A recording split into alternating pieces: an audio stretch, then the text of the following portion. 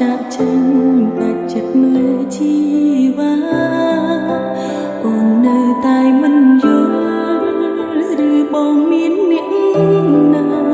ក៏មិនដឹងខ្លួនថាអូនខំអ្វីជួយប្រាប់ផងអោបហើយមិនចង់លេងឬអូនអោបបងណែតែអូនខ្លាចទឹកមែនទឹកមិនចង់បាត់បង់នួនល្អមើលតែភ្នែកនាងនេះក្រែងនឹករឿងកូនឡងសូមជួយប្រាប់អូនផងថាស្នួនមិនចេញទៅណាយ៉ាងហឺតនឹងដល់អាទិត្យរួយកាត់ជាថ្មីមុននឹងបងឈានជើងចេញទៅកុំធ្វើតាមអារម្មណ៍ជាបេងដូងមិនទាន់មានរពូយ៉ាងអាចសាបសាកុំឲ្យនាងណាបំបែកបងចេញពីអូនទោះយ៉ាងណាបេះដូងមួយនេះនៅតែស្វាស្មោទុំឈិនចោលបើមានកំហុសសន្យាលែងឲ្យខំចាំដងទុំតឹងភ្នែកតែវានៅហោឈរក្រោយខ្នង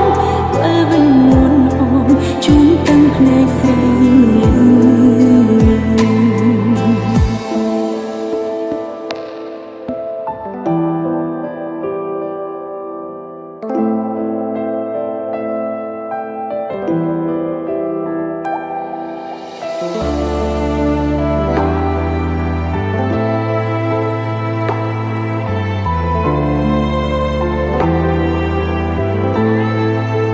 អោបហើយមិនចង់លេង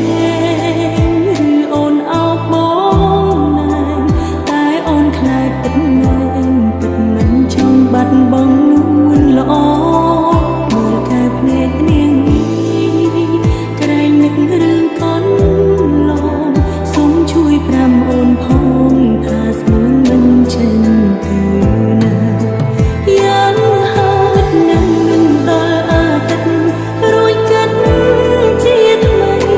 មុននឹងបងឈានជើងចេញទៅកុំធ្វើតាមអារម្មណ៍ជា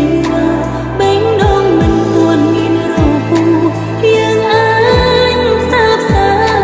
កុំឲ្យនាងណាបំបែកបងចេញពីអូន